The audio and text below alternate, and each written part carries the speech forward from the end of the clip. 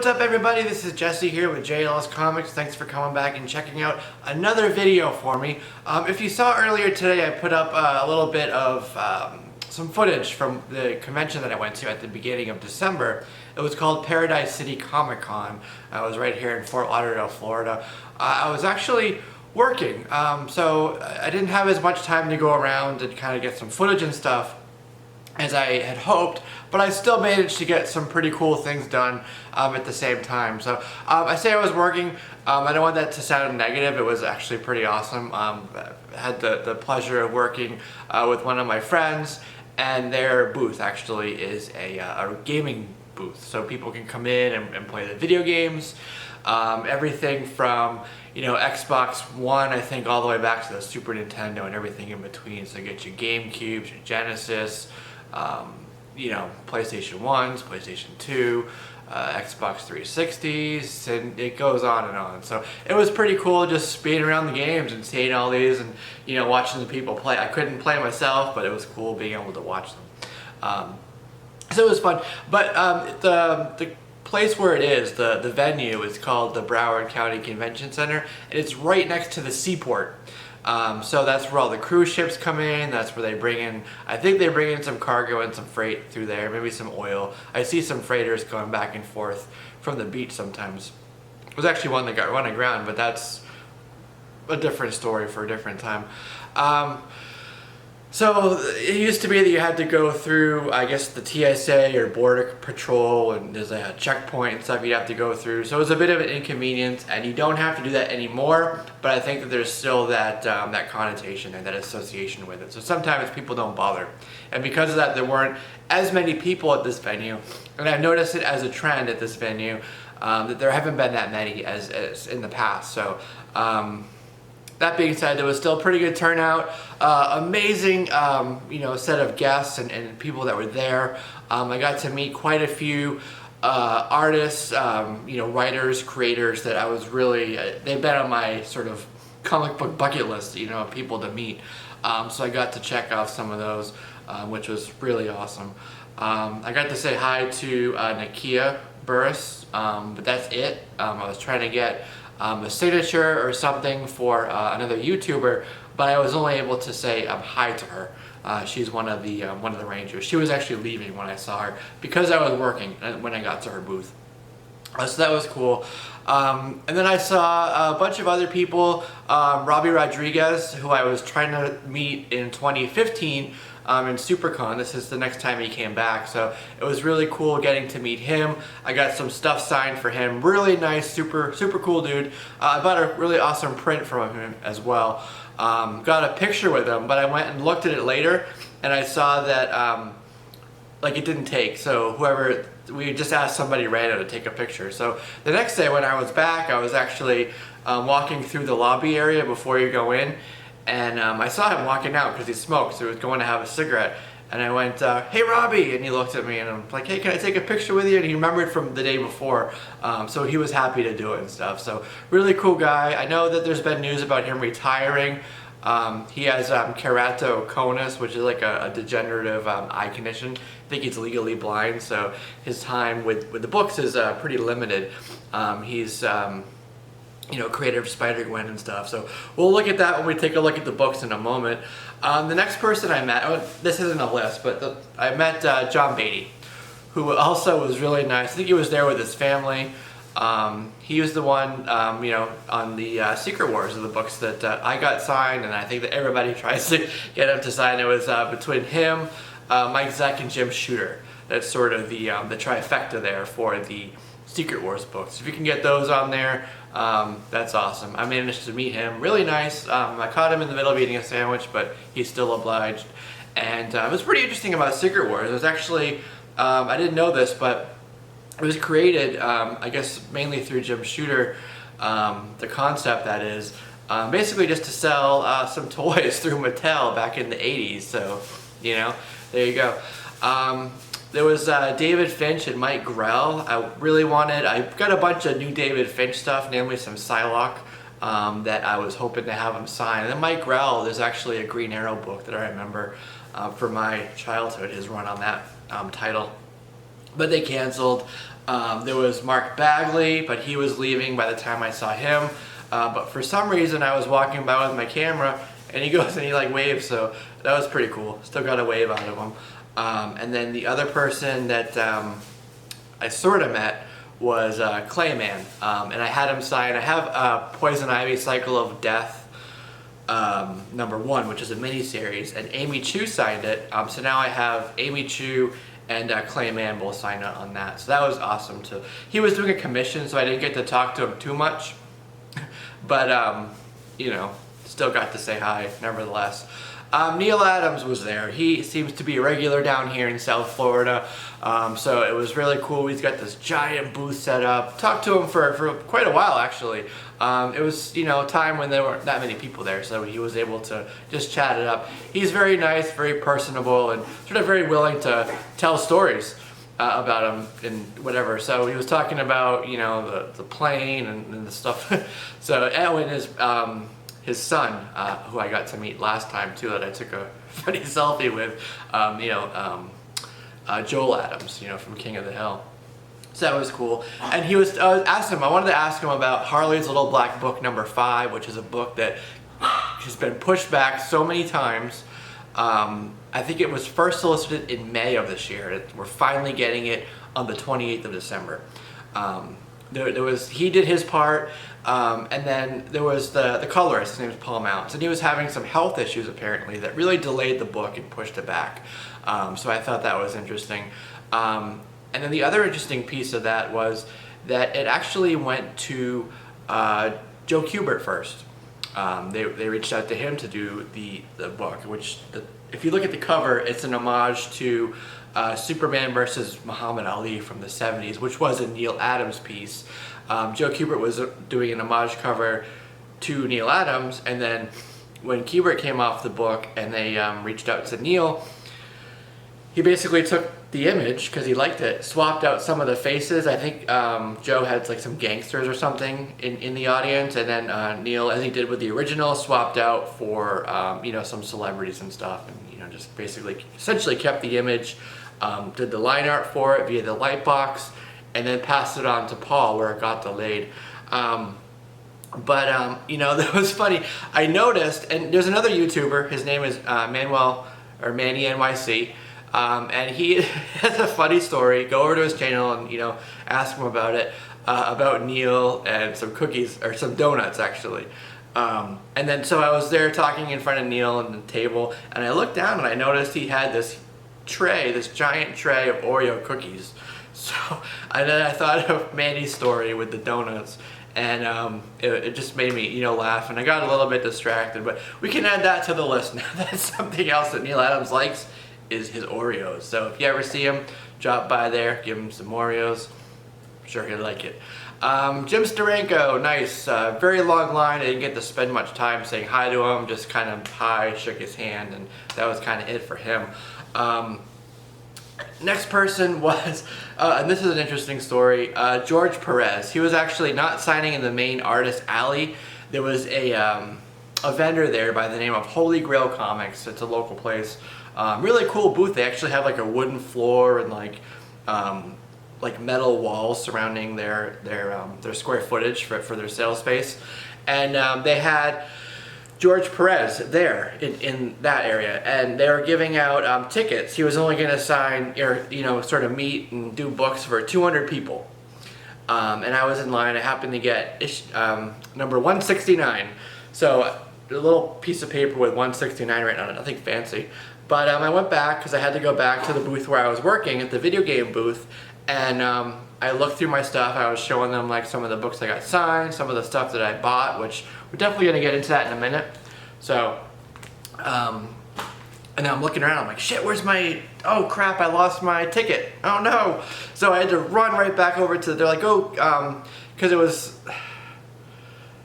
yeah, it was getting towards the end there. So I ran back to the booth, the Holy Grail Comics booth where they were, and I'm like, I lost my ticket, is it okay? So they asked Neal, and I think it was his wife who was sitting next to him. She was the one running through the numbers, and I'm like, I had 169, I lost it, I don't know what happened. Am I screwed, or like what can I get in line? You know? So they looked through. They didn't have the 169. She said, you know, I'm gonna look through all the papers. If it's not there, you can come back. But I left my books back at the video game area, so I had to. They were on 163. So the guy's like, you gotta hurry back, you know, you better, no, he's actually said, you better stay here because we're on 163, they're gonna call your number soon. I'm like, well, I gotta get my books. So I had to run all the way back, because my area was all the way on the other side of the convention. So I had to run all the way back again like a crazy person, back past the same booths who had just seen me run the other way, grab my books, which is the Infinity Crisis, a couple of those, well, one of them anyways, and I had to run all the way back and got in line. Finally, just like, it was 168 they were on, so I was there just in the nick of time, and probably wouldn't, if I didn't like thought to ask, probably wouldn't have, you know, I would have been screwed out of that experience. But meeting George Perez was awesome. He's one of those that you get a little bit kind of like, at least for me, like starstruck they call it.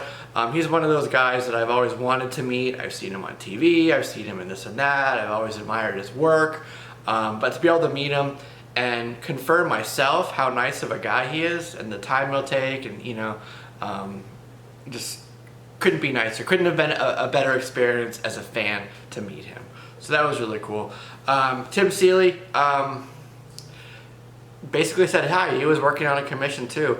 But I did meet Bob Layton, which was really cool. He's got like this cool like gangster like coolness vibe to him. It was weird, when I was leaving, he remembered our conversation and the books and stuff, and I was out by the area just kind of getting a feel for my stuff, that I had my swag and everything, make sure I had my camera and all that, and I hear this like, hey, bye, somebody saying bye, and I look up, and then there's Bob Layton, and some other guy was waving, he's like, no, not you, him, so he pointed at me, and Bob made a point to say bye to me, so that was cool. So if you're watching this, see you in the next convention. But I was talking with him, and I asked him, like, how'd you get into comics? Like, what was your breakout kind of thing there? I wanted to ask that to some of these people and maybe get it on camera. Alas, I didn't. But I did get the story. He was actually sort of in an apprenticeship role with Wally Wood, who was really famous on Daredevil. And he's actually the same gentleman, Wally Wood, that is, who is responsible for Power Girl's breast enlargement month over month in the Power Girl book. He basically just made them bigger and bigger with each issue. So he's famous, especially Daredevil, but for those two things, the Power Girl boobies and Daredevil. But so what he did was, he was sort of a runner. He would run the art, the big pieces back and forth to you know, Marvel and back to the studio. And he was there. He went in one day and he saw the editor there. Basically, he was delivering the papers, and it was John Romita Sr. Actually, I think it was. Was it John Romita? Somebody in the office, and he heard them say, like, we're late on this book. It was talking about Iron Man. We're late on this book. We got to get these done. We got to get the inks done on this. So he kind of like, the door opens and he leans in and goes, hey, I'll do that for you. So then, was it Bob Layton? I mean, was it, shoot, what was his name? Yeah, it was John Romita. So John Romita goes, basically like, you know, show me what you can do, kid. That's kind of like how he would have talked back then. Show me what you can do, kid. So we got them, and he grabs them. He got all these like papers in his hand, runs down Madison Avenue with all the papers in his hand, goes to it's sort of a collective where all these artists were. He's like, oh crap, I got all these. I don't know what to do. Have all these Iron Man, this work that needs to be done, and get back to Marvel. So everybody kind of pitched in and helped him. And he said that he didn't hear for quite a while from Marvel, from John Romita.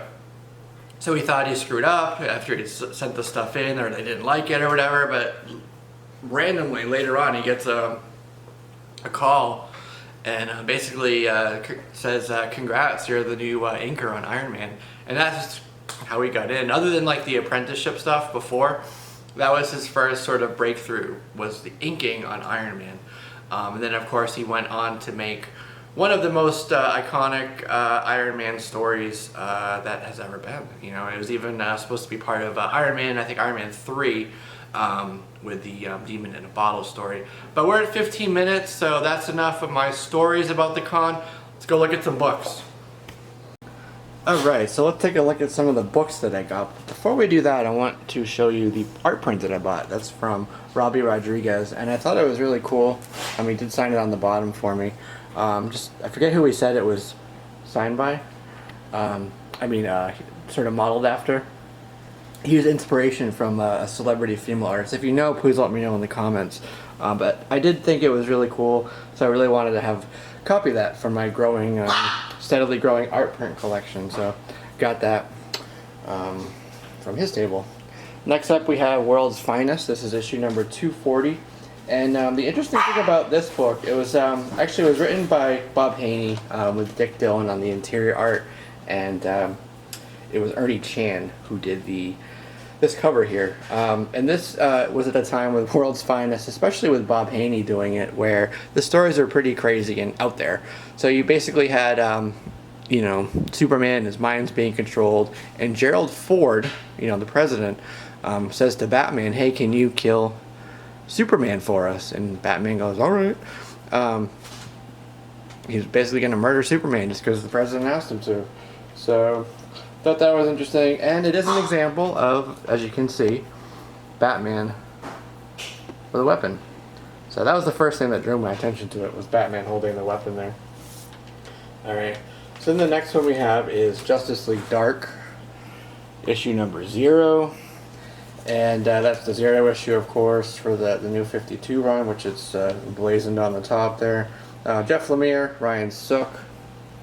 And it actually came out about a year after the first issue, even though it's 0. It actually takes place sort of between issues 12 and 13. That's the time frame of when it came out. So about a year later. Almost done with that run, actually, completing it. Alright, this next one here is Uncanny X-Men 320. And the reason I got this was because it was the Wizard gold edition. The lettering is actually pink. And then in the barcode on the bottom you can see it says Wizard. So the Wizard actually came from Wizard Magazine issue 41 was the one that came with that. It had some X-Men cards and stuff. But this is a story, it was when Mark Waid was writing it with Scott Lobdell and Joe Mad. Actually did this cover, Joe Madureira. So that's cool to have. The next one is the final issue of this series. And it is, and you may have seen it on some other people's videos too. This is, Marvel Team Up, issue number 150, and it basically teams up Spider-Man and the X-Men to, go after their common enemy there. I forget the guy's name right now. I think Juggernaut. But after this, actually, it goes over to Web of Spider-Man number 1. There's an Easter egg in here, and I'll show it to you guys, of that story. It's just sort of a nod that, oh, this is what's coming. So Spider-Man's actually standing around, and he is reading a newspaper. Yeah, Juggernaut.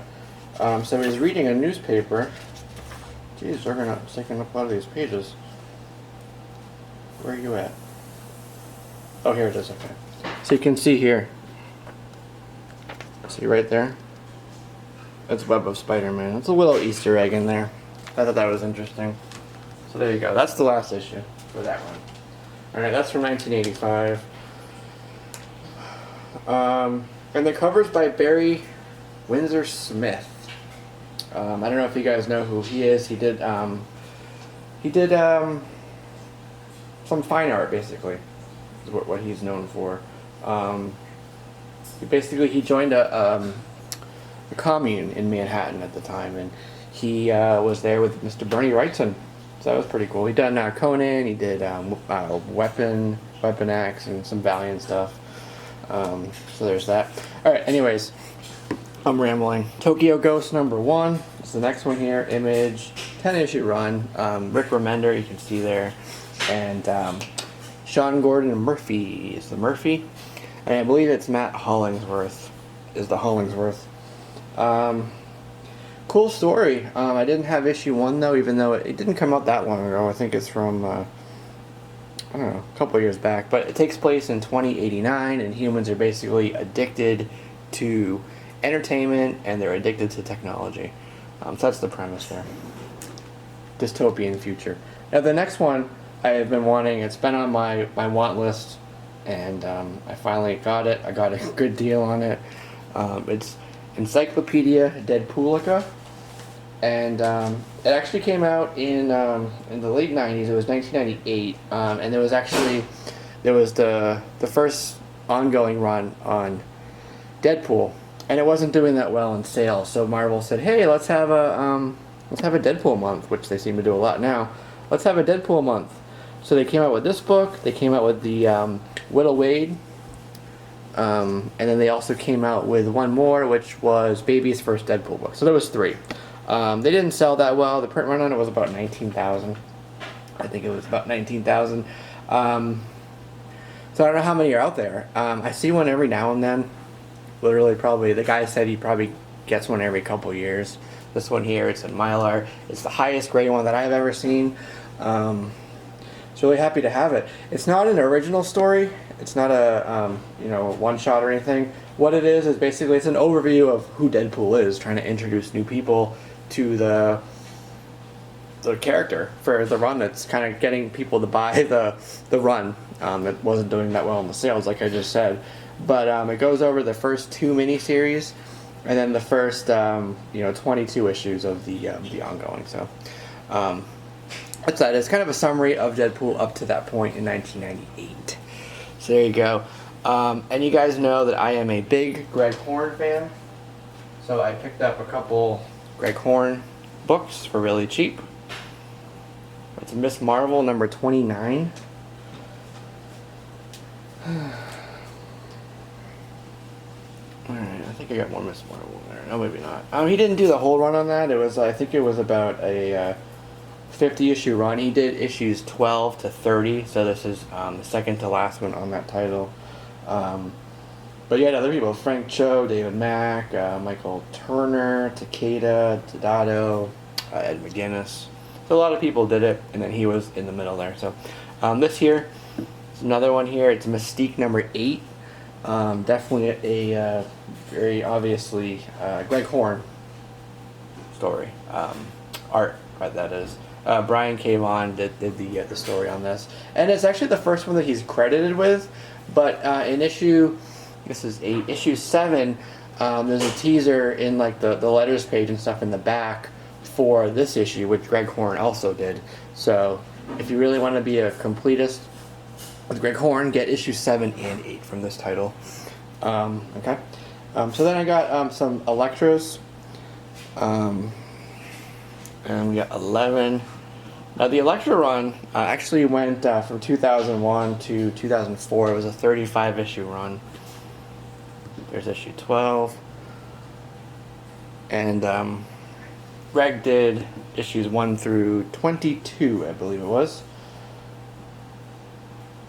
Bill Sienkiewicz did the other first part of it. Is issue 19. And then you had some other people. Mike Mayhew, for example, finished it out. It's issue 20. Issue 21. Issue 22. So, been a fan of Greg's for a couple years now. I had the pleasure of working with him back in the last SuperCon, actually. So that was awesome. 2016. Got to work with Mr. Greg at his booth, selling his prints and stuff. Super awesome guy, really funny. But definitely seeking in 2017 to pick up as much of his stuff that I can, which I have a really good dent in it, so I should be almost done, actually. Alright, so then I found this. Death of Captain Marvel. And I got it for $15, which I was really happy to pay that price. He first quoted me $25, and I said, "What's the best you can do?" So he said, "All right, just give me 15." So I gave him 15. It's Marvel graphic novel number 1. It's from 1982, and it's obviously Death of Captain Marvel. Marvel Graphic Novel number 4 is where you're going to find your New Mutants. Then there was a bunch of others as well. 38 issues actually. And this was really popular. It went out to at least 8 printings that I know of.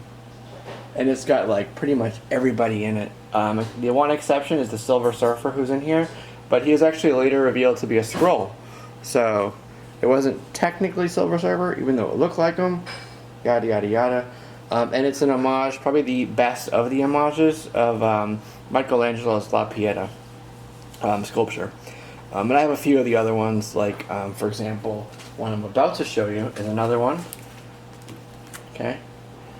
That is Infinity Crisis number 7 and the Death of Supergirl. That's another La Pieta cover, homage cover. And that's a sort of a subset that people collect, which is pretty neat. One thing I do want to show you, I did stop by, and Manny, if you're watching this, you might like this. I did stop by the post office. They had the post office there doing a dedication to Wonder Woman. So I got some Wonder, and I don't normally collect these types of things, but I actually got some day 1 issue stamps, collectible stamps for Wonder Woman. Met the postmaster, the postal police and stuff. So that was really cool. Paid like $4 for these. That's it. I really like these. They were all really nice. The postal cops told me he had some of the sheriffs stop by and ask him, like, what's up with your outfit? Because they hadn't ever seen the postal people before. They thought it was a cosplay thing, and like, they're like, you know, you can't impersonate cops. And he's like, but I am a cop. And then here's the last one. Pretty cool. Pretty cool. Alright. Those are my stamps. Alright, so I got this signed on the bottom here by George Perez. Signed on the bottom there. Can you see it? See it down there? Let me pan out a little bit so you can see. Okay. And I had him sign this as well. Woo. Wonder Woman 120. And he signed it right there. I like that he chose the silver here and the black here. He didn't just use one pen. So got those signed. I think that's a really iconic cover. Really dig it. Okay, so there's that. Next is going to be the Robbie Rodriguez stuff. Okay, so Spider-Gwen number 1. He has a really cool signature. It's very, especially considering his eye condition, it's a very detailed signature. See that? Maybe he's just pushing himself, challenging himself, you know. This one's a little bit different. That's like more like a sketch he did in the middle there for me. He signed right there. That's what I guess that is. He did a little bit of a sketch, which is cool. Thanks, Robbie. Alright, there it is. Right there. That's volume 1. This is volume 2, number 1. He signed right there. This is the 3rd printing for Spider-Verse 1. Design variant. John Beatty. Right there. Spadoosh. One of the trifecta. Super happy. He has a really distinctive, obvious signature. I like that. Right, on this one, I see he signed, and I see that he signs very commonly on this book in the same spot. This is issue number 1, but he signs it on the bottom there. See that? John Beatty. Okay. Alright, this is the one here. This is Poison Ivy, Cycle of Life and Death. This is the one I was telling you guys about earlier. So you have, it's interesting, okay. They sign together. So this is Amy Chu, the scribble part, and then the little part here, CM, that's Clayman. So Amy Chu and then Clayman's on the side there. Alright. Iron Man 128. Got Bob the sign on the side over here. You can see that. Okay. Now the next ones are interesting. They're going to be something that I like quite a bit. It's the Kree Skrull War. Issue 1 is right there. This was signed by Roy Thomas. I forgot to tell you guys I met Roy Thomas as well. Another really nice guy. another iconic person. This came out in 1983. It's called the Kree Skrull War, starring the Avengers. It's a two-parter. It was reprinting the Kree Skrull War, obviously, which was from Avengers 89 through 92, but this is 93 to like 97. So 93, 94, and then this one is 95, 96, 97. You had Walt Simonson, Bob Budiansky doing these covers here, and they're wraparound covers actually. They're brand new art for it. These weren't on the originals. And they basically what they did in this, because you know how each book has credits, they dropped out the credits to kind of make it feel like a more consistent story. That doesn't really make it like a reprint, does it? If it doesn't have all that in it. So there you go. But they did do an all new prologue with Simonson and some of the other people. Tom Palmer, for example. So that was pretty cool. But that was kind of the only sort of reprint, and it really wasn't a true reprint in that way, because it was missing a couple of the first issues, and it didn't have the first part there, like the credits. It wasn't until 2013 that they finally published a trade paperback, and that actually has a brand new Neil Adams cover on it. So that's it. That's what I got. This is a very long video, but I hope you stuck with it or skipped around and saw some things you liked in any case. But if you like it, go ahead and hit the thumbs up. If it's your first time here, I always welcome new subscribers to the JLS Comics family. And I guess what I'll just do is wish you guys a happy holidays, Merry Christmas, and see you guys next video.